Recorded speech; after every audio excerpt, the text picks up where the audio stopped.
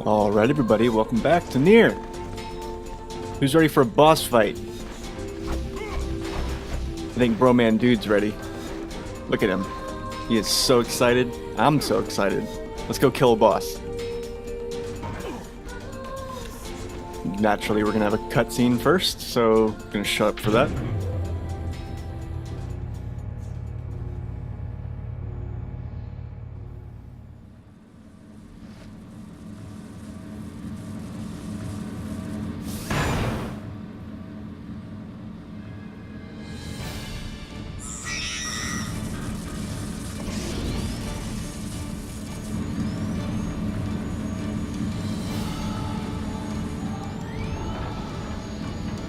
Okay, I guess there's not going to be any dialogue. Come on.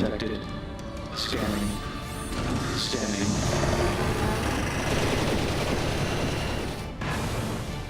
Interesting. All right. There it is. Good lord, it's enormous. Intruder detected. Scanning. Scanning. Look at the shape! Ah, my god. Holy shit. Ouch. It's commanding the robot somehow. Aim for the legs! Knock it down! Take out the shape! The legs? It's that easy? Exterminating. In. Must defend my mission. His mission, huh? Don't know how reasonable any of that is, but we're gonna bust out Dark Lance for this because it's just better. Ah! Damn it! That's a shade! It's a shade! Kaine, what are you talking about? Damn it!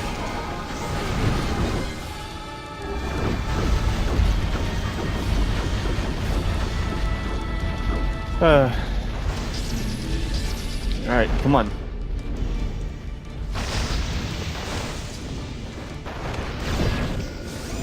It won't let me hit the shade. I don't know how it expects me to do this the way that it wants me to do it, but ouch.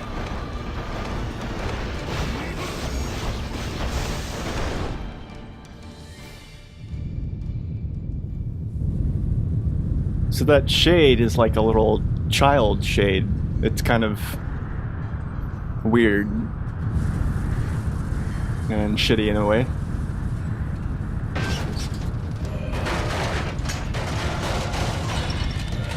Oh god, what the fuck is happening? It's gonna grow wings apparently. Just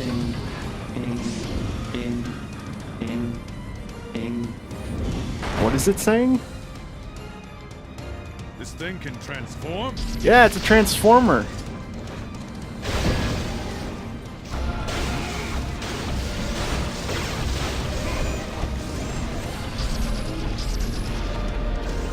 Hey, where's the fucking aiming thing? Why can't I? Watch for falling debris! Look out! Okay.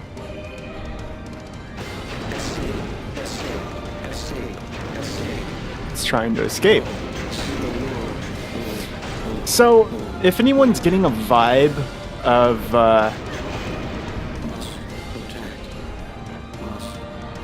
kind of a like, if anyone's having like boss remorse from these last few fights, This bastard's pretty crafty for a robot! I'll shut up now. Ooh, yeah, that's not good.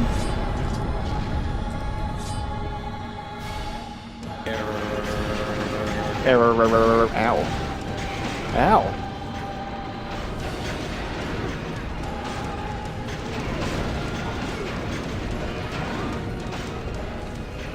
I'm getting pelted with all sorts of shit.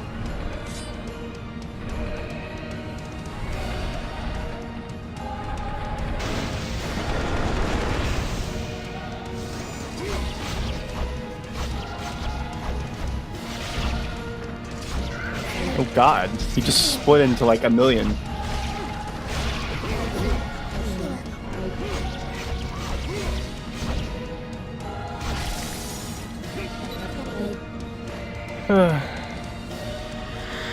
This just feels wrong somehow. I can't explain it. I can't explain it, but I really need to shut up. Anyway, it's the weekend and I'm excited because I'm gonna record a whole shit ton of episodes. I may even finish this and Bomberman 64. Mission. My mission. Mission. What's his mission?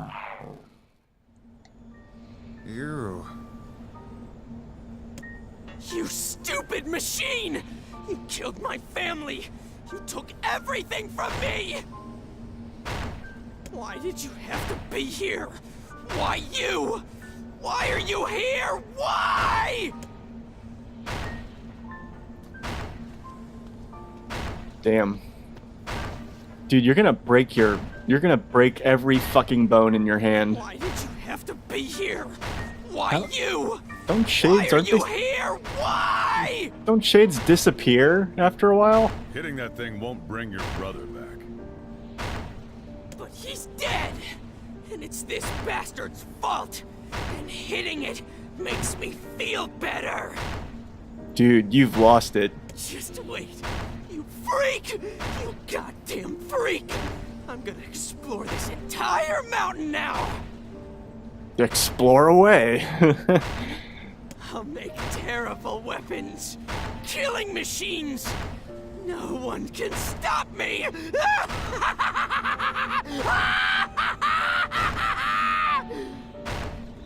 Oh dear. Yeah.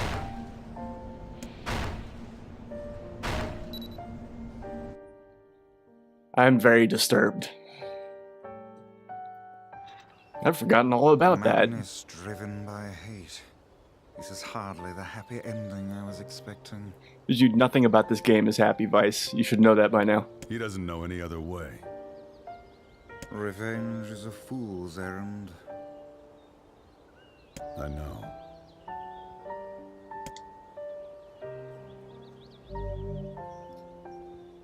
Well, at least we got the key.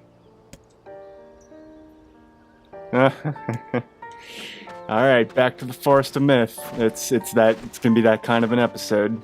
Oh, hold on. I want to see if I can upgrade any of my weapons. Not that I'll need them in the Forest of Myth, but, you know, whatever. Always good to upgrade. Speaking of upgrade, where the fuck is he? Yo, buddy! Sell me shit. I'm gonna leave and come back. Hopefully he'll be here. What was I saying? Yeah, I took apart my my MacBook Pro the other night and put an SSD in it because it was high time for me to do that.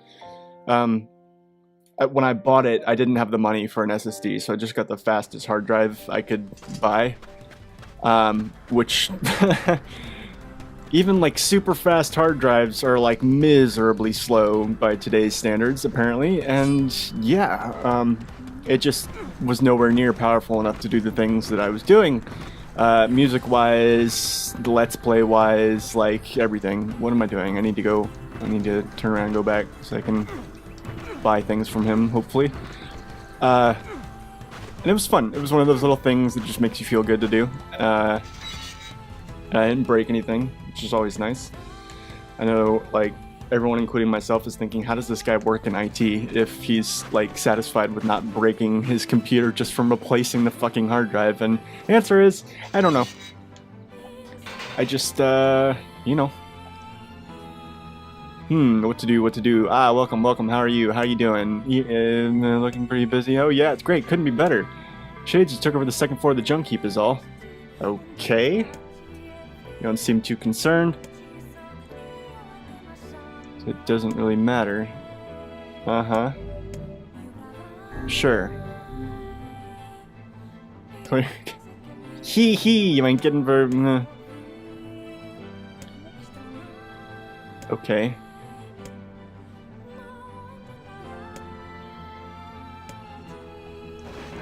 I'm almost certain I have those. Hey. Yeah. ripped him. Dude, this guy is... You have a problem, buddy. You need to go see a therapist.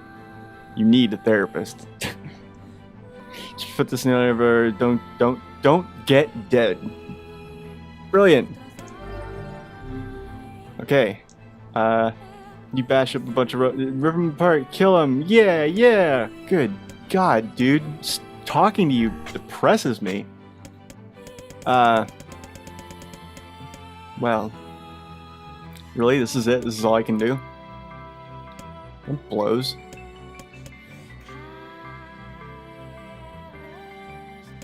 It blows hard. Can I buy anything else from you? Do you have any new materials? Yeah. Buy and sell. Maybe if I buy a bunch of these and these and maybe these.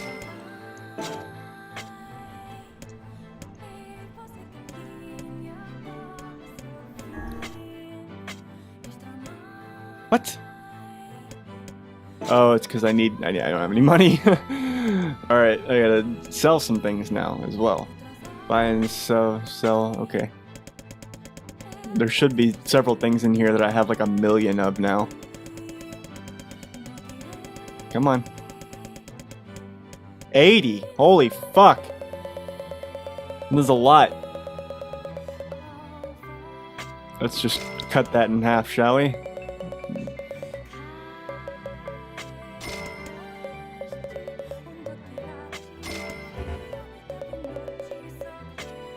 Okay, and then what else? I know there's more.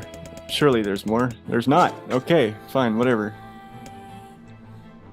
I really don't want to be talking to this gentleman anymore. Strength and weapons. Okay. Alright, now we can start to sort of do stuff. Rebirth.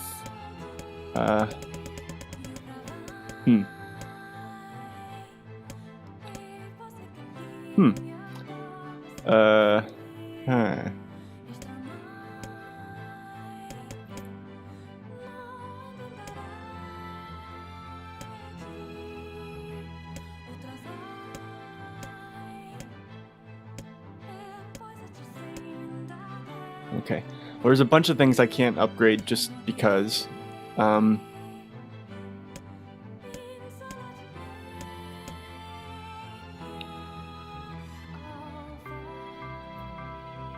mean, fuck it. Sure. Wait. I need a lot of ore for a lot of these things.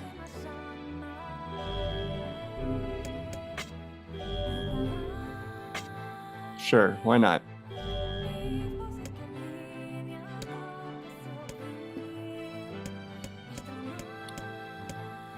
Beastbane 282. 209, that's nice. Beastbane's still better. I really want to go back and upgrade that Beastbane actually, but I don't know. Hold on, let me actually compare. 'Cause Faith is, yeah, Faith is going to be pretty hard to beat.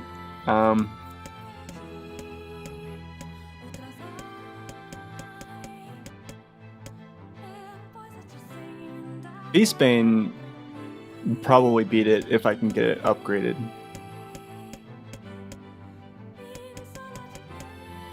Everything is going to be a dip in magic though, unless I upgrade the Ancient Overlord. Yeah, whatever. Anyway, it's time to go to Forest of Myth, everybody. Who's ready for story time? You guys ready for story time? I'm gonna tell you guys a story before we go to the Forest of Myth. Sometimes my my fiance have this thing that we do. It's pretty vomit worthy, so you know, prepare yourselves. But every now and then she demands a bedtime story, and I can't always do them, but if she catches me in the right mood, I'm able to kind of just engage in these crazy, rambling, senselessly psychedelic and weird, fucked up stories that make no sense whatsoever, and I completely just make them up as I go along. And yeah, so I think I'll share one of those with you guys and dedicate this episode to it. Okay? So, kill some shades while I'm at it. Am I close to leveling up? No? Did I already level up? I think I must have. Anyway. Alright, so once upon a time there was a wrestler. And the wrestler was he had like a pre-game ritual that he would go through, like prior to a big fight, where he would go and he would drink like 15 gallons of Coca-Cola. Like that was like his thing. Like he just loved Coca-Cola for whatever fucked up weird reason. And so he'd drink all this Coca-Cola, and then it would like juice him up, kind of like spinach juices up like Popeye. And so he'd do that, and this wrestler, he was a different race of person. He was human, but he was like a human from another planet, I guess. I don't know. Like same genes or whatever, like same genetic code, I guess, as a Earthborn human. But like he was an alien, and he just happened to be a really successful wrestler here on Earth. And so when he drank Coke, it would make his skin turn the color of Coke. And so, and the color of Coke is like that, caramelly brown, I guess. I don't know. And so he obviously encountered a lot of racism for this, but what he would do, right, is he would get together with his opponent the night before the game, or not the game, but the fight, the match or whatever, and he would dose them with fucking what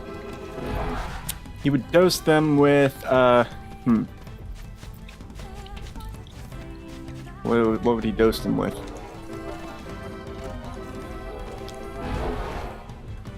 He would dose them with, like, I don't know, like 2 days, like 48 hours worth of, we'll say mescaline, which is like kind of, it's like acid, but it's a little bit less clean, I guess. I don't really know. I've actually never taken mescaline, but anyway,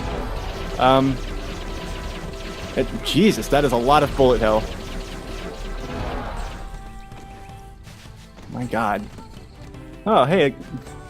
Look at Kaine just wearing all that fucking blood. She's like, I took care of the bullet hell for you. Oh, shit. That's a lot of blood. I'm sorry. Anyway, back to my story.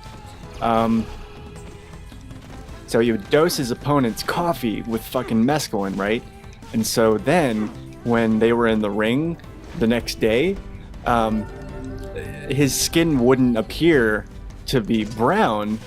And so, because of how hard his opponent would be tripping, and he would, and his skin would instead appear to be rainbow colored. And then,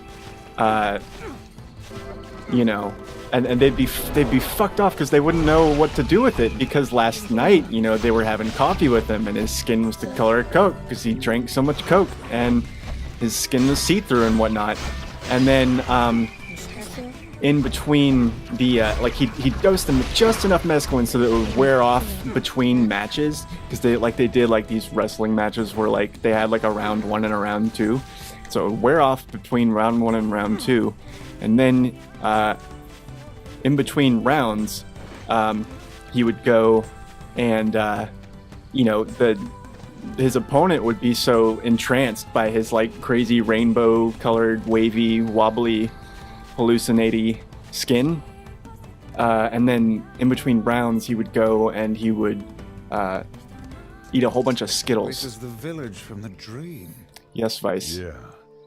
Truly a nightmare I hope never to experience again. I hear you. we're experiencing it. Anyway, we're almost done with the story. So, in between those matches, he would go eat a like shit ton of Skittles, just like drown his esophagus in Skittles. And so the Skittles would turn his skin rainbow colored, and then you know, his opponent would figure out that he'd been tripping, but then he'd see his skin and be like, oh my god, his skin really is rainbow colored, what the fuck? And while he was like, while his opponent was like amazed at this revelation, and like just flabbergasted, the wrestler guy, our protagonist here, we're gonna say that his name is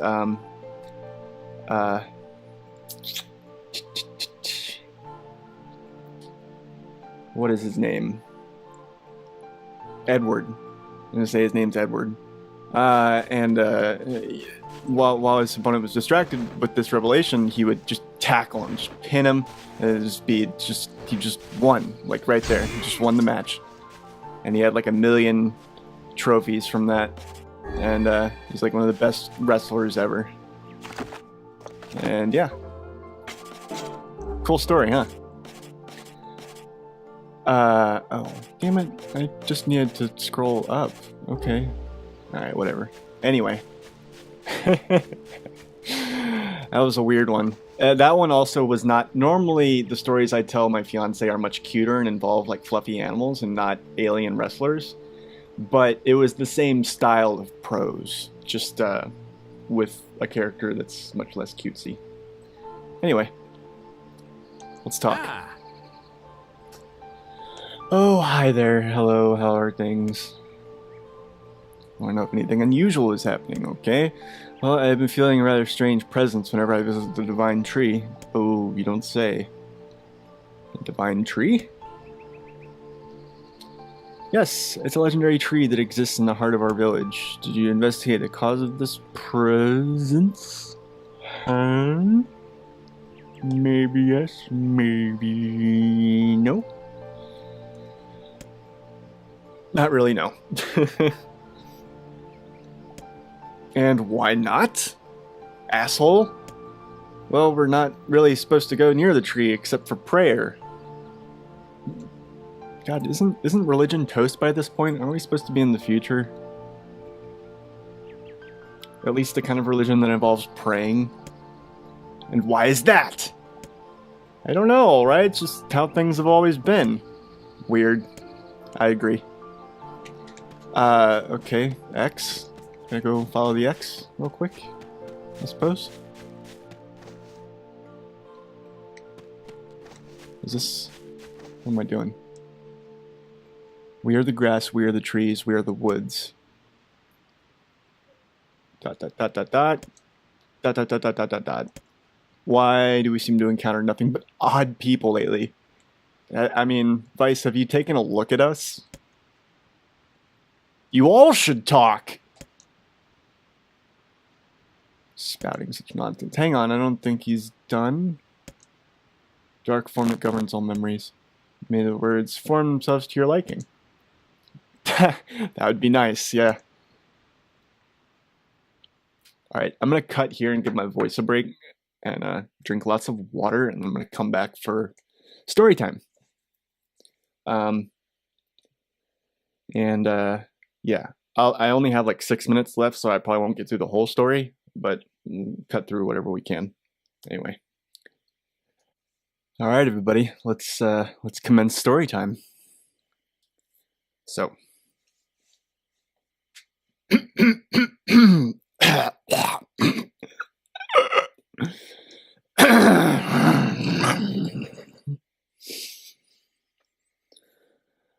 Black, pure darkness, painted over everything. Words scattered here and there across the blackness. Kind words, difficult words, amorous words, all sparkling in the dark like jewels.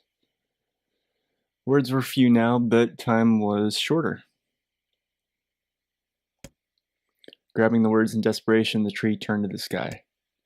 This is wrong, whispered the tree in the voice of the wind through the leaves. This is not how it was supposed to be. The plan has failed. There's the music.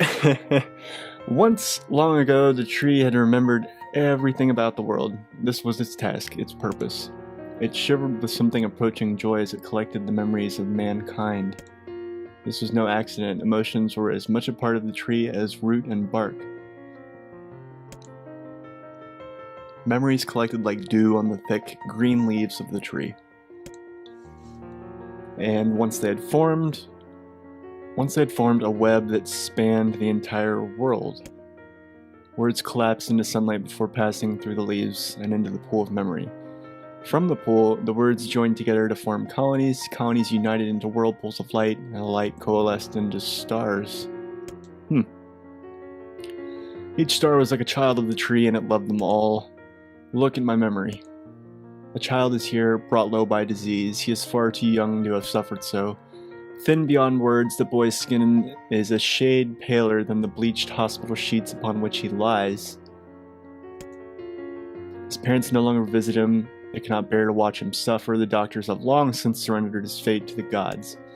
The boy too has abandoned hope. Strange emotions, weariness, hatred swell within the dark recesses of his young heart.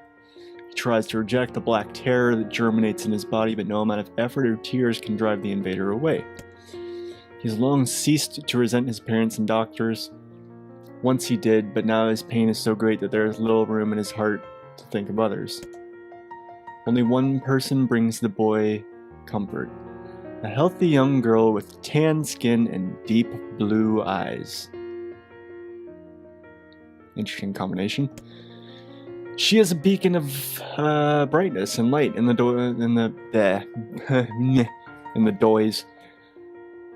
boy's world. Her very presence is a comfort to him, but he is unable to look upon her face. Whenever they meet, the boy is filled with loathing for his own state. Soon, this loathing eats away at what joy he receives from the girl's visits. The girl will stop coming. He knows this. His every waking moment is spent in fear of this day. He thinks that if he could talk to her, he would tell her of his feelings, that this might not be so. But this conversation never happens. The girl disappears. The boy dies alone. The tree scoops up his memory and carefully stores it within itself. Etched upon it is a single word: envy.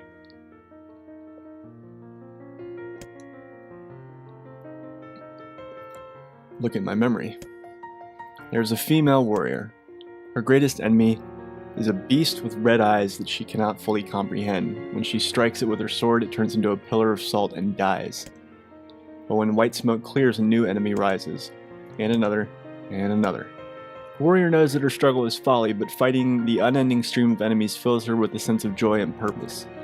Somewhere deep within the warrior's drug-addled mind lies a vague memory of a daughter.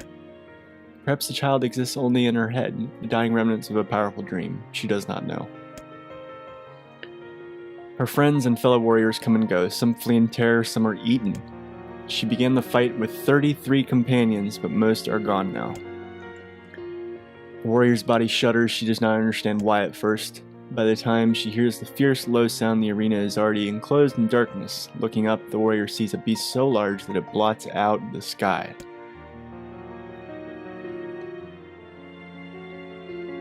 She's laughing. She has been doing so for as long as she can remember. Covered in blood and dirt, the warrior laughs. She laughs and laughs until the town that contains her daughter collapses into a pile of dust. This memory has been stored for a long time. It is etched with a single word: loss. Look at my memory. A red dragon falls from the heavens. Ah, that memory has been lost. A shame. It is a favorite of mine. After many centuries of existence, the tree saw that its carefully labeled memories were beginning to dwindle. Once seemingly infinite, the memories now seemed ready to disappear forever. The tree did not feel sadness at this. Grief was an emotion beyond its comprehension. It did, however, have the distinct feeling that something was missing. Imagine the memories that had so carefully assembled had disappeared. The tree stretched its branches as far as it could, but new memories refused to flow. The pool of memories was a black, empty pit, a hollow place where life had once flourished. The tree had lost its purpose. There was nothing to be done. Sift through the few remaining memories littering the ground under its branches. This is why the tree was pleased when the man and his companion entered the room. Bro, man, Dude says, well, this place is gloomy as hell. The room Broman Dude had entered was almost completely empty. All he could see were a few crystals scattered haphazardly on the ground.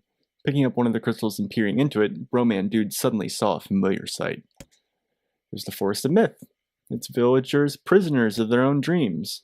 I apologize, the tree thought. That is all that remains. As Broman Dude stared at the Joel bewildered, a voice suddenly called out from the depths of his mind. The voice implored them to listen. It was an order, following it was mandatory. Abruptly, the pair realized that they must listen. They must listen. Look. Small, shadowy presence appeared from beneath the floor. It looked to be a shade. Shade grasped several jewels in its hand. More jewels tumbled out of its mouth like shards of broken teeth, sights and sounds tinkling from each one before vanishing forever. The creature was abusing the memories, treating the precious objects like a collection of cheap playroom toys. Shade appears to be consuming the memories. That little thing, it's barely worth my time to kill. She extended a branch toward Broman Dude. Without a second thought, Broman Dude brought his blade down on the shade, tearing its stomach wide. Jewels burst from the shade and poured across the chamber floor. Look, thought the tree, this is the conviction memory I had lost, and satisfaction of many others as well. Yes, this is good. The tree opened its mouth and attempted to speak, but no sound emerged. A millennium of silence and solitude had caused the tree to forget certain things, but rather than be upset, it greeted the development with good cheer. Focusing all its power on the riddle of speech, the tree formed a kind of makeshift vocal cord and tried again. Alright, so this is probably where I should cut the episode. So, we will continue the story in the next one. And sorry to cut it right here, but, you know. Anyway, we'll pick up right where we left off next time. Later, everybody.